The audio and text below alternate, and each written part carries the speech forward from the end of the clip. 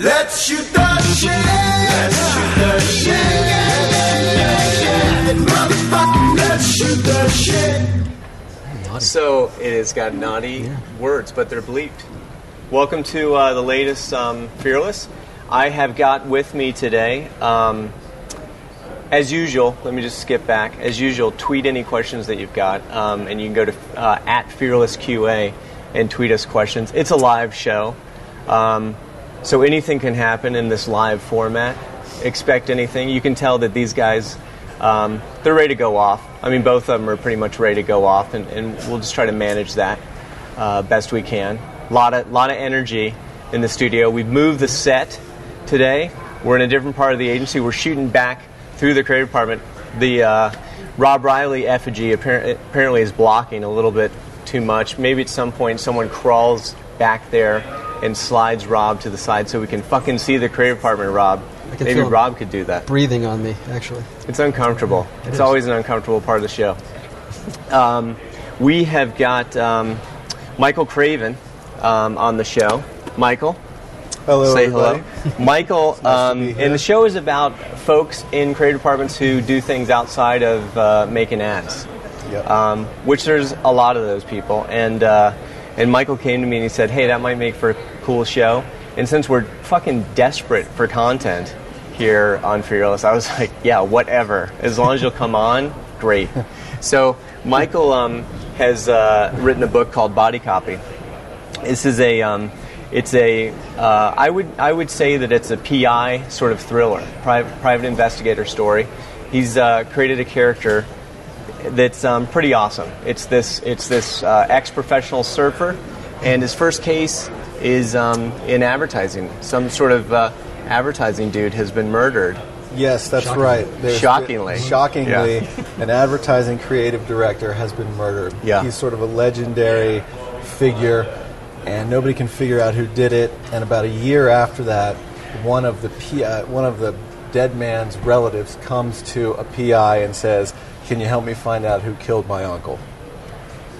Get the book. Let's just start out with the plug. Get the book. Read the book. I was in a bookstore, and it had been pulled out of all the books and had a little thing underneath it that said, favorites of the staff. And it was one of the favorites of the staff. It is a really good story. And it's got ad stuff, which you can skip past because you all know that stuff. I've heard people in the building say they skip past that part. I skim the ad stuff, I have to admit, because I don't want to read, but all the murder stuff and all the sexy stuff, I like that. Stuff. The good thing is that the PI is an ex-pro surfer who lives in a trailer park in Malibu. So when he goes into the agencies to investigate the murder, he's seeing it for the first time. Right. So you do get to see the ad world through the eyes of a true outsider. Yeah. He gets to walk into glitzy ad agencies and says, "How come nobody has any clothes on?" Right. And can you dress like that and drive one of those BMWs in the parking lot? And instantly the very hot assistant wants to sleep with him. That's right. The PI in this case, he's very loved among the ladies. Yeah, That's one of the things that I took from my own life. And Mark has written two books. He wrote a book called Committed: Confessions of a Fantasy Football Junkie, and another book here, Just Kick It. Now, when I knew Mark was going to come on the show, I started reading Committed because I like the cover better. Is the art director in you? And I just think, I like the art direction a little better. And then Mark said, "No, you should read Just Kick It." So I did, and it's a great book too. Mark is obviously a person who doesn't enjoy advertising. And both of his books begin with him quitting advertising. I was a little curious that he wanted me to even understand this aspect of his life, but it's unavoidable, I guess. Yeah, I was wondering if you'd read between the lines there. Last week you had the first on-air. It's a threat. It was obviously a threat. I am out of here if you don't buy my shit. That was how I took it. Exactly. And I've done it before. And that's still my attitude, which is taking me a long way. It's strong. You said maybe this week would have the first on-air firing. Right. Maybe it's the first on-air resignation. Yeah, you could. We'll see how it goes. If you just if I asked the wrong questions. About 20 minutes in, great. So this is Fearless. So the first question I want to ask, and we'll get to some questions from viewers, but the first question I want to ask is, and we'll start with you. What were you most afraid of before you began? Was there something you're afraid of?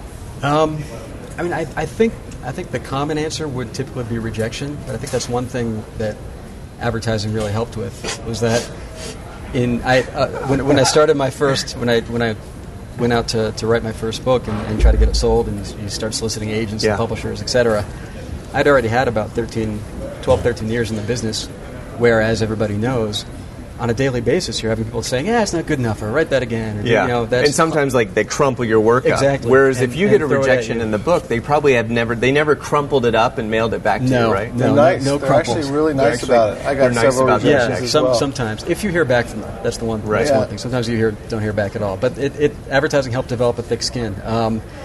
I think, there are some financial concerns because of the first book. I quit a job outright to write this, and sort of jumping into the unknown. But maybe a little money, but it was sort of a risk that I was willing to take, and my wife. And there was a great on the back of the book. There was a great little blurb from Chuck Klosterman. Yeah, from Klosterman. Yeah, Klosterman, and he said, Mark quit his job to work full time at fantasy football. So obviously he's the smartest man in the world, or something like that, right? The smartest man who's ever lived. Yeah, Chuck was kind enough to provide a jacket blurb, and I don't believe I'm the smartest man that ever lived. No, I don't think he was being serious. I think he was kidding. Actually, yes, joking. Oh God, I realize that now. About 8 years you should later. never put it really on the cover. Jesus. Yeah, all right. Because it was obvious that it was a joke. Okay, let's just move on to something else. Yeah. So what about you? What was the thing? Well, some of the stuff that Mark mentioned, for sure, the rejection, but also I think one of the things that I was afraid of is just some of the things that I was revealing in the novel about myself or my thoughts. We mentioned this a little bit the other day when we were talking about the show, but when you write a book, sometimes you have to service the story. And in my case, there were sex scenes, and there were musings on divorce, and just sort of personal thoughts. And it definitely made me a little nervous to write those sometimes, but I just sort of said, this is the story, and I'm going to go with it, and I'm not going to worry too much about what my mom's friends are going to think. Or your wife. That was one of the questions that came in from Seneca Creative, was how much of your personal life is in, and it was to you, how much of your personal life is in the pages of Body Copy? You work at an agency, do you surf? I surf. And is your sex exactly like the sex that we get to read about in the book? Yeah.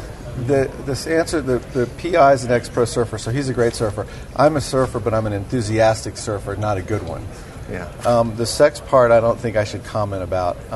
Let's get into that a little bit then. Okay. So, I was as I was flipping through the book, and you get to the sex scenes. Yeah. Couple things. One, it's uncomfortable because I know you to read about your, what I guess are your sexual fantasies. Because you're pulling this stuff, or they're your realities. Either way, it's uncomfortable. For me, it's uncomfortable now, even now, and it's uncomfortable now. Right? Yeah. This is how I felt, by the way, when I wrote them. And then I'm reading, and you're describing this woman and what she's like, and I'm thinking, hopefully his wife looks like this, or maybe she doesn't, and then how does that go? And well, let's just say we're not married anymore. Okay. That's a joke. You are still married? I'm not still married, but it wasn't a result. But it wasn't of because that. of yes. Yeah. I really, truly tried to sort of service the story and service the character when it came to those things. I wanted the PI to be the kind of guy that women were into. I think I've read a lot of crime novels. I think that's an important element, and I tried to put some truth into them. I tried to make them interesting to read, fun to read. Yeah. But I would not say, unfortunately, that they're based on my life. So one of the what I enjoy about reading, and I'm always, especially if a book is a true story, is just how honest great writers can be. They say things that are just hard to imagine. How do you keep your life together when you're this, when you're this honest? That stuff. Yeah, and your book is from your real life. Do you, how did you come up against that? And what was that like? it's. Mike reminded me. I sort of had those same fears. Back to the original question. That obviously I'm dealing with. I write nonfiction, so it's sort of experiential. Like I kind of throw myself into the story, and so I'm dealing with with real people's lives, and I often wonder, all right, I'm going to depict them honestly, and in most cases they know I'm writing a book, especially mostly in the case of the second book when I was playing on the football team. They all knew I was writing a book, but over the course of a season they probably forgot, so they would still be very open and candid around me, and they weren't guarded or anything. But I worried about how they would feel about how I depicted them, especially because of the subject of the book. It's it's the team is based in inner city Boston, very hardcore area where a lot of these guys, by their own admission and by public record, were in gangs. It deals and jail with race and gangs and exactly. It's, I like to think it's more than just like a sports book. It's more of like a social story. It definitely is. But I was worried about that, and you asked about how. Mike's wife felt about some of the sex scenes and things. My wife, my real life wife, is in both books. Right. Thankfully, there are no sex scenes. But in the first one especially, I think the reaction people had was, I got a lot of emails from fantasy football enthusiasts and sports fans saying, like, does your wife have a sister? Yeah. She let you quit your job? Right. But I was worried. I was a little worried about how the team would react to how your I wife depicted comes them. off very good in both books. Yeah. Because I read the beginning of one and then had to change, and I started reading the other one. She's a very patient woman. Yeah. Very patient woman. Yeah. She sounds great or crazy, Yeah. One of the things about that first question. heckler. Yeah, it's the first heckler on the show. Yeah. New Crazy. location. Yeah, we need to move back. That question I think is interesting because with my experience, when I was writing something honest or personal, it would make me nervous right in the moment, of writing it. And I began to think as I got deeper into the book that was good, that was a good sign, that was something that I should explore or mind. And it's still a piece of fiction, but there's just, like even though you're writing fiction, you can't not pull out a lot of honest emotion and find truth in these things, And you were saying that a lot of people were asking, which characters were who, because you work in advertising. There's advertising guys, and there's like the famous advertising guy, and there's the wannabe advertising guy, and there's all those characters, and there's the hot assistant, and I'm sure everyone either saw themselves or saw somebody else. Absolutely. Most people who work in the business who have read the book say, that's got to be based on so-and-so, that's got to be based on so-and-so. And oftentimes it's people I've never met or had any contact with. Right. And the people who say that still don't believe me. Yeah. I say to people, no, I've never met that person. It's not, and they say, that's what your lawyer told you to say. And wow. I go, okay. But again, that's one of those things that was scary at first, and I was like, should I be worried about this? Because people are kind of connecting characters that I didn't portray that well to people who really exist. And then I just said, you know what? It means at least in some part I did my job because they're ringing at least a little real. Yeah.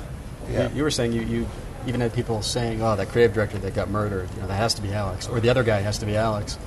No, you were like, I haven't even worked it. Right. I wasn't even working Crispin yet. Right. The dead guy who's sort of an ad legend. A lot of people here, when the book came out, even though I had finished it before I got here, said, well, that's probably got some of Alex in it. To me, it didn't seem to. And I was, me neither. I was a little hopeful. I was a little hopeful. I'm reading. I'm be the thinking, dead guy or the other guy? I wanted to be the dead guy. The dead guy. Yeah, the dead guy. The other guy I really don't want to be kind the of other a guy. weasel. Yeah. Well, neither one. I hadn't worked here. I hadn't met you. And people in the halls here said, well, that's the dead guy's got to be a little bit based on Alex. I said, well, no way. I'd finished the book and sent it off. And they said, sure. Yeah. And I went, okay. I don't think he's too much like me. But so when you're at an agency, right? How do you find time? And you didn't write it here. Yeah. And I've got some theories on this as well. Someone was asking how you find time, and I think they said, Bogusky's probably not going to mention the 110 an hour work week, and so how do you find time to write a book? I think that's a really good question. And the thing is that I think when you work at an ad agency or in any creative field, really, you could argue that your work is never really done. You can always continue to think about stuff. Right. But I think if you want to do something in another medium, whether it's write a book or write a song or whatever, you just sort of have to find the time. It's like working out or something. You just have to say, I'm going to do this, I'm going to find the time. And in most situations, it's impossible kind of to find the time. But it's a little bit like being on a production here at CPB.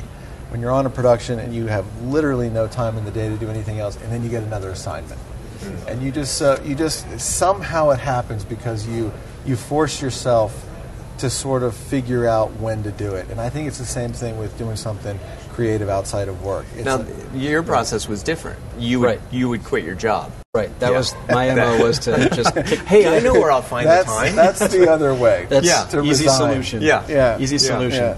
In fact, we're about 17 minutes from the resignation. No, it's exciting. Last week the first hiring. I think like Mike was saying, you have to.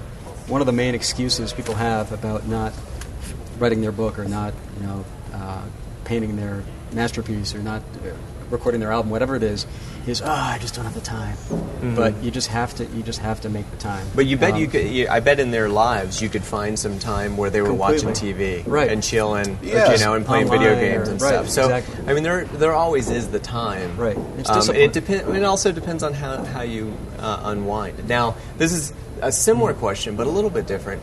You can find the time, but I used to be creative outside of advertising before I got into advertising, right? So I'd paint and I'd do different things like that, and then I got into advertising, and I still did a little bit of it, and the agency wasn't that good, and I wasn't very satiated, and then I met Chuck and started working at Crispin, and it was all gone.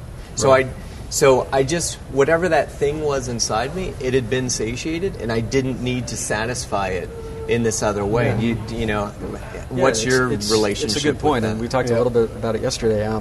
I think when I quit to write the first book, I was working at a place that wasn't fully fulfilling my creative needs on the ad side.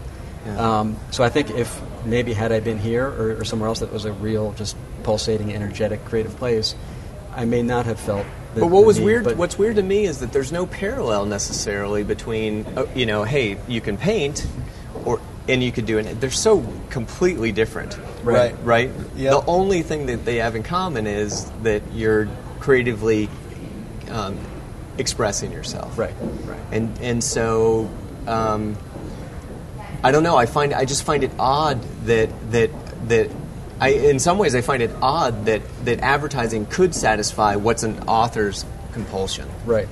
I don't know if it could. I don't think I would wholly abandon one or the other ever. Because I love the challenge of what we do. See, for me it could. Really? Unfortunately, I think it does, and for me.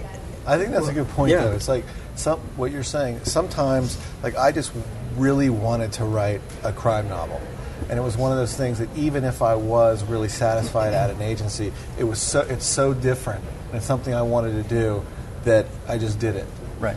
Even if I was satisfied at work, and even if it was tangentially or even directly related to advertising, some of the themes of it, obviously. Right. Yeah. And my stuff is obviously nothing to do with advertising. But no, I think it's a good point that, if you're really going, full bore all day creatively, it's almost like, this might be a bad analogy, but it's almost like a prostitute who's out all day, and then last thing she wants to do when she gets home is have sex with her husband. It's like, just more sex. So when you get very interesting. I never really even considered the home life at all. That's really true. In that profession. The Secret Home Lives of Prostitutes. That's actually my third book. Yeah. I hadn't really thought about that. But what I found is now that I don't do the creative direction gig and don't really get am not asked to think of things as much. I painted my first painting in 20 years, and it's just I have no choice. It's going to come out somehow. Right. But was it the fact that you were so satiated creatively that you just said, Prior to that? I think so. I just felt completely at ease with the fact that this thing, whatever it was getting out in some way, right. And not in a way that was anything like a painting, but it was getting out. Right. Yeah, I'd be interested to hear you guys' thoughts on this.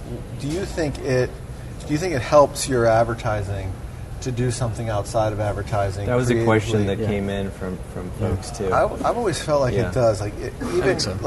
Sometimes when I sit down to write a book, I'm trying to write another book right now when I find the time, and it kind of loosens me up in a way. It's sort of like. But is it ever tangible? That was the question. Is it ever an asset or tangible to the process? I think it can be an asset. Because Is that why you're always writing scripts with private investigators? I mean, as I've just put this together. And trailer park sex scenes. And trailer park sex scenes, yeah. Wait, what's the question? The tangible assets that come out of the fact that you've got these outside pursuits. Another Microsoft surfing script from Oh, I see. Yeah. You mean, is that why my ad scripts always take place? Well, it's one thing to say, you know, hey, when I write long form, I mean, one obvious thing that I think would come out of it is people sometimes struggle with dialogue, and when you write something like what you've written, that's a lot of dialogue, and you've got dialogue as well. And I was thinking that's a good question because dialogue is so tough. Yeah, and you can't just come out of ad school and be good at dialogue. There are things that you learn. Yeah, there are things that you learn. And both of you have slightly different takes in your books on dialogue because you're, you know, I don't think you had a recorder, but you're trying to present what the conversation is as accurately as possible. And you're trying to, you know, listen to these characters and actually find the dialogue and allow it to come out of them and not out of you. Can you talk about your process? Yeah, first? I mean, that's a question I get a lot. Is like, well, how did you remember everything? Because it was especially in the case of the second book, which was more dealing with other people's lives. The first one was kind of like my own kind of crazy rantings. But I'm reading it and I'm kind of thinking, he's making this up, right? The second one or the first one? No, any of it, because when you go back to it's like, and then he said and she said, you know, I'm thinking it was a long time before this happened when he sat down. I have absolutely no memory, so I would have to I'd totally make it up. That's the weird thing is that I think the whole part of my brain, that I was always horrible with math my entire life, just abysmal. And I think the whole section of my brain that was supposed to remember numbers and formulas and equations was replaced by just memorize. I can remember song lyrics. I can remember sort of conversations in a weird way, but it's not like a Rain Man kind of thing. But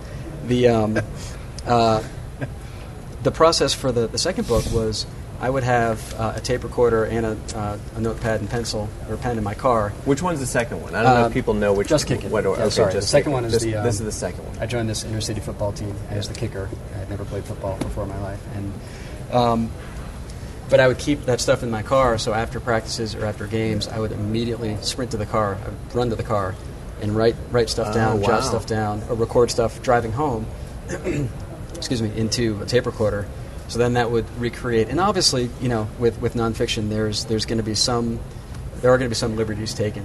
You know, hopefully not to a crazy extent, but you're not going to remember every single word of conversations. But as long as you're representing things truthfully, I think you're fine. And that was really how I did the whole dialogue. And how about you? What's your? Do you have any tips for dialogue after writing this book? I would say the one tip I had is that if the story part, I want some tips for dialogue for myself and for others because I had an idea for a novel and I don't know how to write, so I need tips for dialogue. The one tip that I would say that I have based on having written a book is if the story scene structure is in place, the dialogue comes a lot easier. If that makes sense. If you know, okay, this scene has to happen where the PI walks into the room and catches this person with this person or whatever.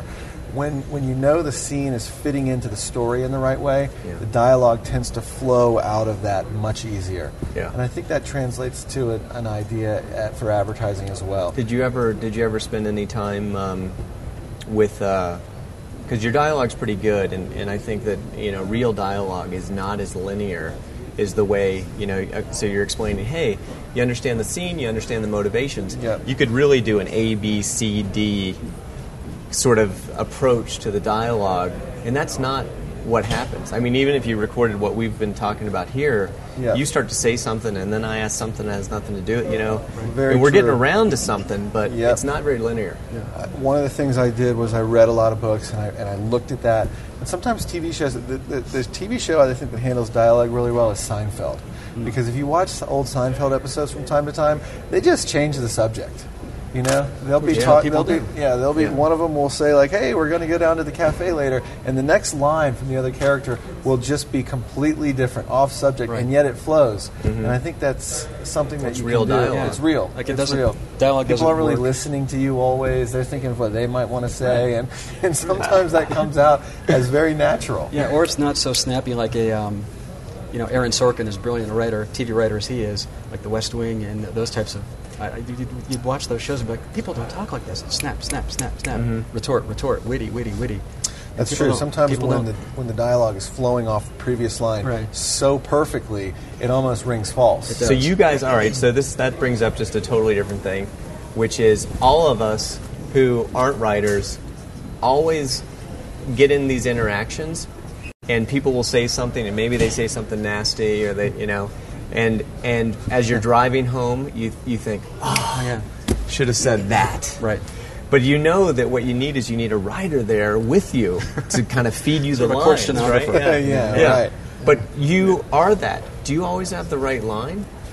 Oh, absolutely not. I'm Or do you thinking still about need the moments time? in the show Look at right this talk now show. that I wish We don't I had have said rhinos, something no. else.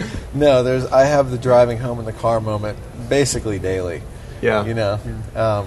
So no, I think that comes. That's why when you write a book or a script or something, you do have the luxury of rewriting it, Right. which is important, and that's when you can get those lines in. And you, in the book, the character can say something, and then you can go ahead and start driving.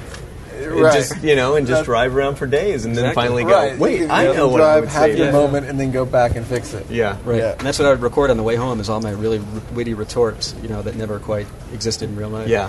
Now Right. one of the really interesting things, if you read Just Kick It, is that you became like a hell of a kicker during this process. I don't want to was give weird. away the Spoilers.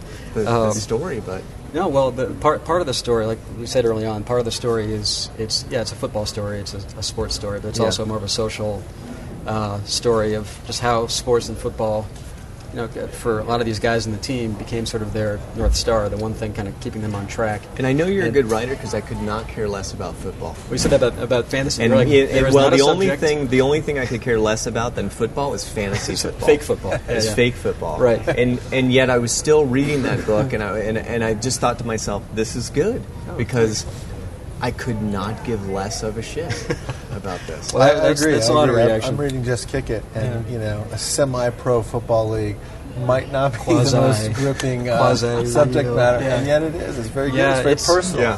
Well, it was funny that, and part of the story is my own personal story. Like I played soccer through college, but I had never, and I had played Nerf football in the backyard, but had never put on a helmet or shoulder pads in my life. In fact, one chapter was me going out buying the equipment, Right. and practicing trying it on because I'd never put it on before. I was putting the shoulder pads on wrong, And I really, I guess just because I'm an art director, when you were in your garage and you're spray painting the helmet because they didn't have any more of the color helmet that Yeah, your that was- team needed, Yeah. that was so sad and It it would have made me completely. I would have had to quit the team, knowing that underneath my silver helmet was a white Was a helmet, shiny white I helmet. couldn't. I don't Generic. know if Could I have been could more have moved. generic. I maybe couldn't go it move couldn't past have been that. more generic. Yeah, they ran out of the silver team helmets, and they're like, all right, well, you're just the kicker. Here you go. That shows you your status on Exactly. the team. Yeah. And it wasn't Fisher Price. It was a real football helmet. Yeah. I do know that. Yeah. But no, it turned out that just from playing soccer, and I think anyone who plays soccer could tell you, I bet right now Riley or Kiriakis or someone could walk out onto a football field, people who are good at soccer, and at least kick a 40-yard field goal. I just think soccer, obviously soccer is a skill that translates. But you also then have to add in the snap and the hold and wind and the rush and all this And the other pressure. stuff. And the pressure. You're Yeah. never more alone in the island, which is funny that... There's a great scene in the book, and maybe you could talk about it, where you're curious about whether you'll handle the pressure. Right, You right. hadn't thought of yourself. You've been an athlete for a long time. You hadn't thought of yourself as a clutch money player. athlete, a money player, and the coach or a couple of the coaches scheme to come up with a way to put a lot of pressure on you. Yeah. That was what they did was, after practice, they said, all right, everyone gather at midfield.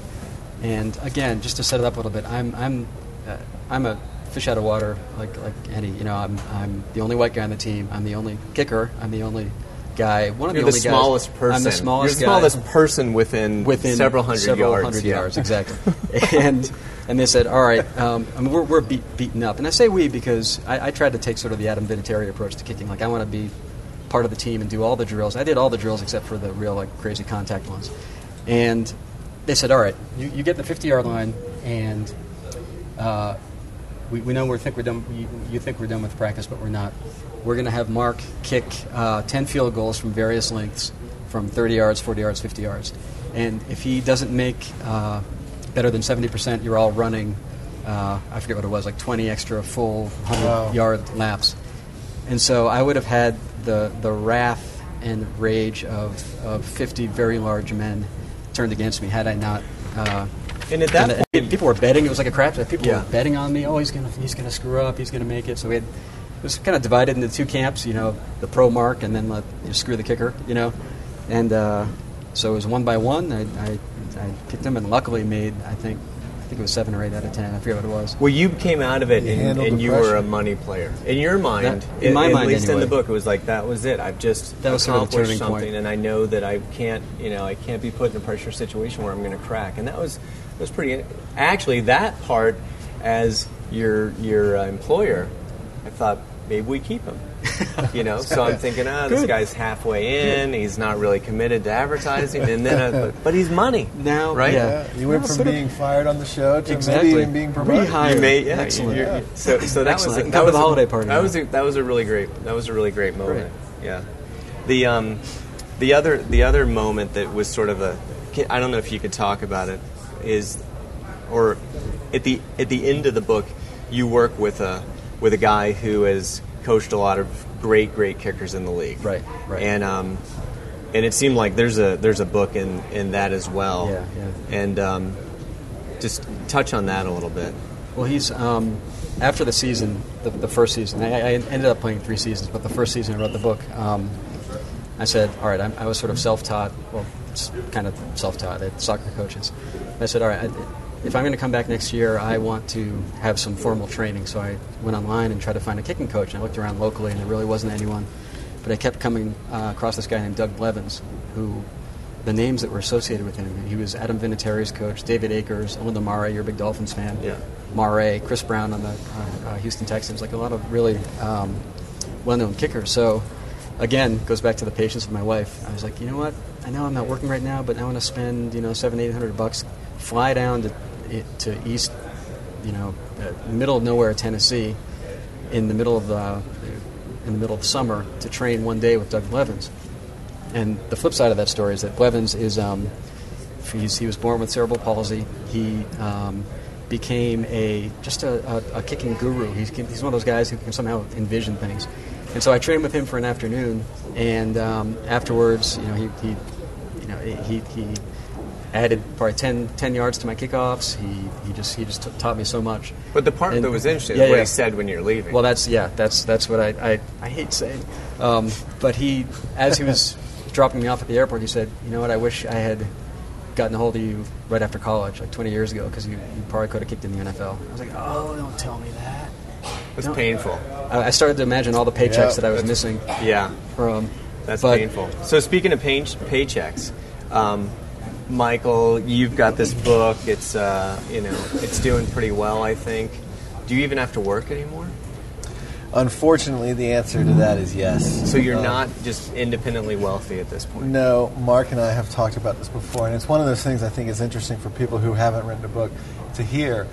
When the news was out that my book was going to be published, it was going to be published by HarperCollins, which is a big publisher. Big time. When it came out, so many people basically started asking me, when are you getting a private jet? When are you getting guard dogs for your house? And the reality of that is so far from that. The money for a first-time novelist, or I don't know what your story is, but it's not a ton of money. It's the excitement came much more from the fact that somebody was actually going to publish this than the paycheck. So do you have, given what you know now, do you write another book or? That's a good question. I think absolutely, yes. It was to be serious. It was very satisfying to put that much effort into something, to have it get published, and to see it on the shelf in a bookstore. So yeah, it was, and it was like a chance to put something into like a personal creative endeavor. Yeah. That's sort of all yours. And in your character, I mean, your book is a little different in that, I mean, you're on this football theme, but you can pretty much, write about anything, and you can write about anything as well. But you have this character now. Yes. In a PI character, it's kind of a classic literary idea. Yep. And cliche, I guess. I'm kidding. but it's a great device. It's and, No, and, and you know, it's you could write 10 books without with this question. It's an character. absolute sort of. It's a sort of standard in publishing. The recurring Franchise. the franchise, detective character. And I And hope do you have to- time? So now that you're Crispin, do you have time? Do you have the inclination? The time I have has shrunk considerably. But I am going You're working forward on it. on another You're one working on it, yeah. in little tiny bits and pieces. Yeah. But yeah. Yeah, it's I knew the word franchise because that's exactly what I don't have. You know, admittedly, I don't have that one sort of thing. I mean, maybe It's the kind of a experiential clever. thing. It's kind of a clever idea, actually. You know, to build a character that you can kind of go back Oh to. yeah, that's you what know. they look for. You know, and it's funny that the Can you, misconceptions about. I was just gonna ask. Can you take your character and weave him into your advertising? Like, what if you? I'm just thinking. Oh, You know, that's one of the interesting, questions that yeah. a lot of people are asking is, so like, this is great, but how do I weave this into my advertising career? How do I weave this into my, you know, how could I weave it into my portfolio? Like, you know, Right. You, Like maybe there's a show, I think you mentioned this, there's a show within the halls of CPP where the character from my book just starts to investigate small advertising crimes. yeah, People stealing ideas Yeah. from one another. Yeah, stealing ideas, or I'm pretty sure I just had a Diet Coke right here. it's a blog, maybe. Tremaine. Yeah, it's a blog. Yeah, and he Yeah, just maybe keeps it's a going. blog. Webisodes. Yeah. Yeah. And then, so the name of your character, that's kind of interesting too. It's like, Yeah. you know, what's his name? It's Donald is his first name, Donald which I is thought his was first- kind of like a goofy name. Yes. The character's and name is Donald Tremaine? Tremaine. Yeah. It's something I thought about a lot because I knew, I wrote it in the third person, so it was Tremaine does this, Tremaine does that. I knew as a reader would have to see his name a lot. I spent a lot of time. So you got to like it. You gotta like Right. it. I wanted it to be like cool. I wanted it to be a cool sounding Right. name. So I came up with Tremaine, and then I thought, he's got a cool last name. He should have a dorkier first name. Yeah. Right. So then that's where Donald came out. And Yeah, and he never rocks Don either, though, right? He doesn't, No. and which goes back to the cool thing. Don is Don a cool is kinda name, cool. and Donald isn't. So Right. Yeah. you know, maybe in his next adventure, he could maybe start putting that out there, like call me Don. Yeah. That's a smart way to Now, do it.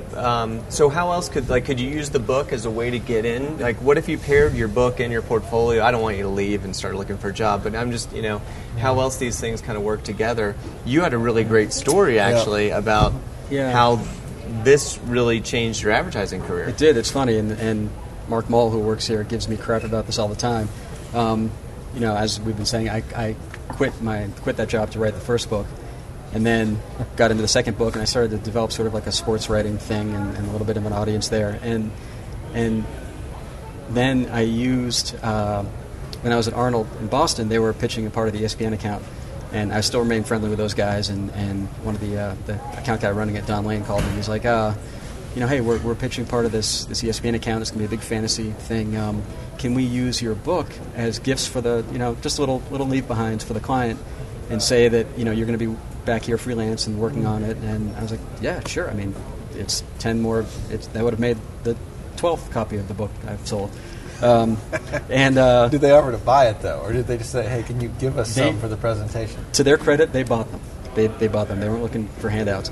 But so we did that. I went back to freelance on ESPN using sort of the sports background that I started to build up, and then went back full time there, and then worked on the ESPN account for about the next 3 years. So That's pretty good. Mark Mull always gives me crap. He says, mean, "So let me get this straight. You quit your job to write a book about sports that got you back into advertising to work on sports." He's like, "Wait, what's going on here?" But that's kind of genius. You didn't really do that, but that was kind accidental of, genius. Yeah, but that's Yeah. kind of genius. But I think it that's does a good- show. yeah. It just shows a real potential of anything like this. Is you just explore other aspects of Right. of yourself and your And- capabilities, and that came directly back to your career. And it's pretty It cool did. to work on ESPN. And Right, I think and- you and were that working helped. on like B2B jet Yeah, it was engine like- parts or right, something, it was B2B right? stuff, and that sort of was the sort of uninspiring stuff, and it's all this sort of domino effect thing, because I don't think I would not be sitting here right now working at Crispin if I hadn't have quit that job in 2003 Yeah. to write this book, because I wouldn't have got the sports background, blah blah blah, to do the ESPN work that Yeah. got a little notice and got me hired here, you know, and Yeah. and I think that could be a good sort of segue into, you know, how writing can help your ad career or even help an agency, because Arnold leveraged that a little bit to help in a small way get part of ESPN, and so let's say Mike ventures off into a book on surfboards or whatever, and then we go after a surfboard account and you say, hey, we got this expert here who wrote this book on surfboards, then Michael's working on it, and it all becomes this sort of everyone's kind of helping each other. So I think too, in a much looser way, just doing other things can make you. It can just sort of maybe broaden your appeal a little bit. I remember when I interviewed with you for the job, I had already written the book, and I mentioned it to you, and we talked a little bit about it, and then we just started talking about books in general. And I think you gave me a book at my interview, which I read, and we sort of talked about after the fact. And I always felt like maybe that was somewhat of a connection that made my interview go a little bit better. So it was absolutely impressive that you had written a book. I mean, forget whether I don't know whether and then the I tried to pretend like I was an author too a little bit and position myself that way. You're right, but that really wasn't the important part. Mostly it was like, fuck, he wrote like a real book that a real publisher has published. And but you keep saying that, but you've written a couple books. Yeah, but it's definitely a hobby. It's definitely a hobby for me. Someday I maybe will actually, pour myself into something, but it's a bit of a hobby, and they're just odd little things. I do like books, and I like books' ability to communicate in a different way than we communicate daily, and they have this. Usually for us, we're dropping a little something into pop culture with a book, Right. Yeah, well, I mean, we've talked about this a little bit, but you're running the agency. When did you pencil in time to write? Well, yeah, I had to take off a couple days, and it took a year to write the last one, the Baked In book, and I would just. I don't know exactly how many days I would take off, but I'd take off a full day. And it's hard, we talked about, you had said you thought, I think it was you had considered handcuffing yourself to your desk? Or was that? That was me. Yeah. And literally doing it, because you sit down and it's like, oh, this is not going to be easy, and I don't know what I'm going to write. And because you don't necessarily know what you're going to write before you start to write. In some ways it's very general, and then you sit down and it's amazing process, and you start getting excited. I don't know what happens to you. I wouldn't want to be handcuffed, because sometimes I'll kind of get really pumped and need to go get more coffee or the procrastination thing. I think is very interesting, because on the one hand you're really excited about the book you're writing, and on the other hand it's very scary to sit down and actually do it. I remember I did consider handcuffing myself to my desk to get my writing done for the day and throwing the key out of my reach, and then my wife at the time would let me go. But then you said, what if there's a fire? I did, because I was worried. I guess I'm not that smart. Really. It's not a good idea. I hadn't thought about that. That's kind of amazing that I hadn't thought about that. But I do dying for his art. When I wasn't considering handcuffing myself to my desk, I do remember sitting... But it gave me... I thought that maybe we should do that with the people here, and we could have...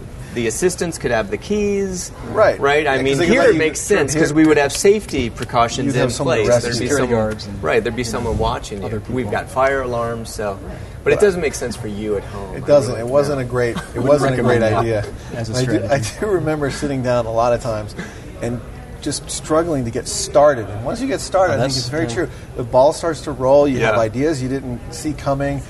But I would think of things to do other than start writing that were just insane. Like maybe I'll clean the gutters on the roof of my apartment building. Right, yeah. That isn't even my apartment building. College. You're just dying to have a reason not to, in a way. The phone rang. Hello! Yeah. I never pick anyone. up. Who is it? Mom! Yeah. What is this? This is telesales? Please, let's chat. Let's chat. Service. But you have to go. I would say to those out there who want to write a book or do something, it's a very interesting thing that you mentioned, that once you get going, a lot of that fear goes away and things start to happen, and you really can't, and it's fun. If you want to write, you should, and if you want to be a writer, and I think this is the great thing about what you guys are doing, as a writer, not enough writers in advertising. write. Just ever sit down and write long form, short stories, anything, especially with texting now. And, it's all... and some of it may be that they're not coming out of journalism school; they're coming out of different kinds of school. But you'll find that you can write. You'll find a style, you'll find a voice, and you'll find this stuff comes out, and it's pretty rewarding. Yeah, it's a bit of a lost art. In terms of, I think a lot of, again, has to do with texting and everything's so truncated, and people are getting a little lazy. And I think, especially with long copy, I think people... Do you know that the average teen can type 60 words a minute with their thumbs? That's like secretary, from the 50s kind of fast. Right. It's amazing. Yeah. My thumbs are not that accurate at this point. But then it's a good point, though, about, a lot of what, we're obviously writing longer form, but it's still, whether you're writing a 300-page book or a 30-second spot, there still has to be that there has to be a story arc. There has to be, what I quickly learned has to be done here is these press releases. What's the core idea? And no matter how much you write, it still has to stick to that core idea. And depending on the project, sometimes a project's going to demand, like an advertising project, sometimes it's not going to demand that much copy. Right. Other times it's going to demand a lot. Like the Shocking Barack stuff. I don't know how many words that 2 weeks of story blog took. Was a tremendous amount of writing. And if you've never spent any time writing something longer than 2 paragraphs, which a lot of advertising copywriters haven't, I think it's really scary, and you don't really know what to do. Right. It's sort of a lost discipline. It's totally lost discipline. But it's I'm not saying this because they're here and probably listening, but that's one of the things I liked about coming here is that there's some real craftsmen here in terms of, not to say old school in a bad way, but real craftsmen in terms of dedication to the craft of writing. That's true. Riley and Roper and Bill Wright and guys who are just tremendous writers, and so to be in an environment like that can help your ad writing as well as any other projects you go on to is really cool. But if you looked at the creative department, and there are people like Bill Wright still around, right? Mm-hmm. But there aren't that many Bill Wrights compared. There are too many. I'm just an idea guy. Yeah, there's a ton of that, right. and it's just it's odd. To me, it's a little bit odd to think of yourself as a writer, but not love to write to the point where you would go home and just write occasionally. You know. Yeah. Like if you had an art director and you never doodled and you never drew and it's I don't know if that's how it really should be, but I actually don't think it's not because of the love not being there. I think it's just the background. Bill Wright went to journalism school. Right. And when you were in journalism school and you weren't going into journalism, you went into advertising. Right. Now people are in advertising school. And it's a very different thing. Like, why did you go into advertising school? Right. Different motivation. Are you going to be a writer or are you going to be an art director? Yeah. Well, can you draw? No, not really. I bet you're a writer. Well, not necessarily.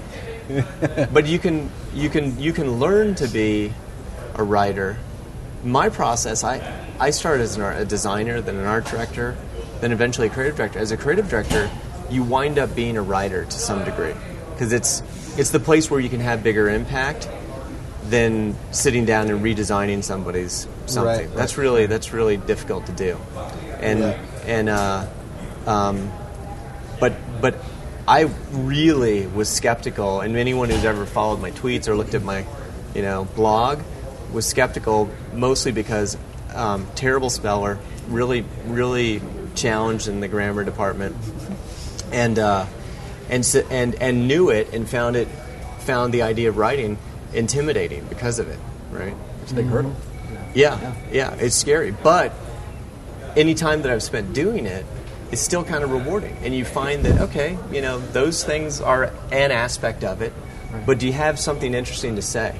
I think that's right. I think grammar and spelling and things like that are much less important. Don't let them stop you. Learn them. Right. Do everything you can. Yeah. Having something to say and figuring out a sequence of thoughts to me is a lot more important there. Because I think everybody, even people who claim to be amazing grammar people, you still make some mistakes. Yeah.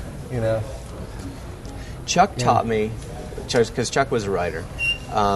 He taught me to me what I thought was the most important thing about writing, which was, and where I see most people who do make a mistake within advertising or really within anything, don't try to write in an interesting way. Yep. Write about something that's interesting. Right. And you see people try to dress up something with clever language and jokey forms and whatever it is and odd word choice, and it doesn't hold your attention. But a great story will hold your attention, right. And an interesting way in, a fresh perspective. You can use a lot of small words to describe a fresh perspective, and it's amazing. Usually better. Yeah. You have to. I mean, whether it's advertising or longer form, you have to self-edit. You have to be able to. Speaking of words, I was reading Mark's book, and I came to this word, and I had never seen this word. I didn't know, or if I had skimmed past it in the past. And I thought that I like to learn stuff. So what is that? What is that word? Well, Alex, a Pyrrhic victory is a Pyrrhic. Pyrrhic is how you say it. Pyrrhic, right? With a capital P. With a capital P, because it comes from a dude named King Pyrrhus, who I guess I think he was either Greek or Thessalonian or something, and they had a massive battle against Rome, and they ended up winning the battle, but they lost so many men in the process that it became known as a Pyrrhic victory, meaning, yeah, you won, but you lost so much in the process it probably wasn't worth it. So I love that. I threw that in. I'm using that in all my decks. And going forward, even totally out of context, you say, "God, I'm feeling a little Pyrrhic today." Now, you realize that the book you wrote was about semi-pro football, and that the dudes that are reading it maybe weren't going to pick up on that. I'm kidding. We should all learn constantly. You didn't have any words I didn't know in the book. So I don't know that many words. I think it goes back to your other point. You should have gone back to ancient Greece like I did. Yeah. But come to think of it, I should have thrown a couple in there, even if it was just for the show. Right. Yeah. Again, totally out of context. No, I think Tremaine was feeling Thessalonian that day. It was fun to see. But I did talk to your publisher, and I know that the first picture you had sent in, they had rejected the first cover. Yes, that's right. The author photo. I had no idea what an author photo was. They asked me to just basically they call you. Can I just show it? Can I just show the photo that they rejected? This was the first one I sent them. They said this photo made me think it looked like I thought I was cool or something, and I was just saying, "This is my life." I looked at this photograph, and I actually thought you were being ironic. I had no idea that your life was actually like this. It's a Tuesday. Yeah. Anyway, spectacular. I think we're all out of time pretty much. We've got about 3 minutes to go. Let's see. We can take one more question for Craven. We'll take one more for each of you guys. Okay. What were your favorite books that inspired your writing? And that's for Michael. If you weren't in advertising, would you be a private investigator? Excellent question. From Seneca College. Yes. Favorite authors in general, I'd say Kurt Vonnegut, Robert Pirsig, Charles Bukowski. Favorite crime writers. Just kidding. I like lame. Yeah, I like the old school guys. Ross McDonald, John D. McDonald. Still love Carl Hyacin, Robert Parker's, obviously. And if I wasn't in advertising, would I be a PI? I would probably say if I could be the kind of PI that was in my book or that I read about in books, then I would be. If I had to be a PI as they really are, I would probably not be. Yeah, I don't think there are any PIs that actually live the life of hot plate dinners. I mean, I love that trailer park where I've driven by that trailer park, and you always think, I want to live, why can't I live there? And then you realize, well, because that double wide is $1.1 million, even though it's just a double wide trailer. That's right. I sort of glossed over that in the book. There's a trailer park in Malibu. He's got some good accounts, that PI. He does. So, Mark, he had a surfing career. The question for you from Seneca is, how do you feel about the FX series, The League? And I actually want to ask you another question, which was asked, which is, is there any fantasy football going on in the agency, and are you heading that up, and how are you doing?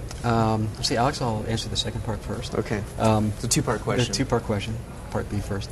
I am not heading it up because I only started here in mid-August, so I didn't leagues had already been formed. They didn't want to come back, all right, I'm starting the league, you know. Yeah. But there are, you know, I mentioned Mark Mull, you know, Omid plays, Surf, and Cliff Light, like all these, there are a lot of fantasy football lunatics here. Other things people are doing other than work. Other than work, exactly. It's unbelievable. So You're a real liability. I mean, the more I realize, I'm a so menace. you've got people distracted, you keep leaving your I'm a job, menace. it's doubtful Riley you'll be is here typing much my longer. resignation letter as we speak up there. For you to turn into him. But as far as the league goes, that's a little bittersweet because, on one hand, the sweet part is I'm glad that fantasy football as a hobby, which was always seen as sort of like an underground nerdling little hobby, has become such a massive, mainstream, multi-billion-dollar industry to the point where the league, I don't know if you guys have seen this, but on FX, which is a tremendous network and a little more leeway than other shows, networks, it's a show about a fantasy league and guys and their lives and everything. The bitter part is I pitched that very same idea probably 5-6 years ago to Spike TV, to ESPN, to HBO, blah, blah, everybody. Yeah. And the response was, well, you know, it's a little bit too much of a niche hobby. What's this? I don't know fantasy? how it happens, the pitch thing, because we've pitched like a fair amount of shows over our time with networks, and all of the shows have been made, but we've never had any involvement. Right. And some of them, some of the pitches have been so directly in line with like, What hey, we ended went up. to them and we showed them this, and then they made it on their own. Yeah. Isn't that, I'm not saying. I mean, this. I'm this not league saying that was- either. I'm Yeah. just saying Not saying- I don't know how just the saying. process works out Right. in a better way, because Yeah. you could have bought it from us because we were there, 2 months prior to it, Right. and we well, had the league was same done show, by or- two former Curb Your Enthusiasm producers, so That's what I think it theirs. is. It's Yeah. like, why am I going to Right. buy that from you when Right. I can just make it with Right. somebody I trust Someone more? from Curb or Mark. exactly. Yeah. So screenplay in the works, or No a screenplay. movie deal? No screenplay in the works. No movie deal. God damn it! Yeah. Only a If second. you're watching, and you should make this You're thing out there, yes. into a movie. This is going to be a huge series. I think it would be really. I'll We'll make see. it. Let's make it. Yeah, movie thing's weird. We've got with those books. flip cameras. It's so cheap Flip now. cameras. Yeah, You know? that's right. Yeah. So That's cheap. right. And That's you, all. what about you? Anything like that? We've had some bites for both. There was a playwright who actually wrote a whole pilot based on Committed. A guy in LA named Paul Grelong, great playwright and TV writer, and nothing ever really happened with that. Just Kick It, we got some bites and just kind of fizzled out. It's weird, but I do get emails like, guys, make a great movie. It's as if we've never thought of it. Like, hey, did you think of making a movie or going on Oprah? So let's close with, we've got this videotape of Mark at God. the end of his book. At the end, go ahead and just like pull that up, and we'll start getting that ready. At the end of his season, Mark hits. It's a pretty dramatic moment in the book, and hits a 43-yard field goal. And Let's see if we can get this. and his wife caught on Maybe video. bring it way The up video, closer. Yeah. the video Let me is bring it just terrible and dark. Yes. But it's just it's charming. All right, here we We go. want to be there with you when that happens. Is that you? That's me. Which one's you? The I tiny would one? say the- That tiny one backing up right absolutely now. emaciated white boy. That's Okay. me. What's up? It's good. And it's good. Is my nephew?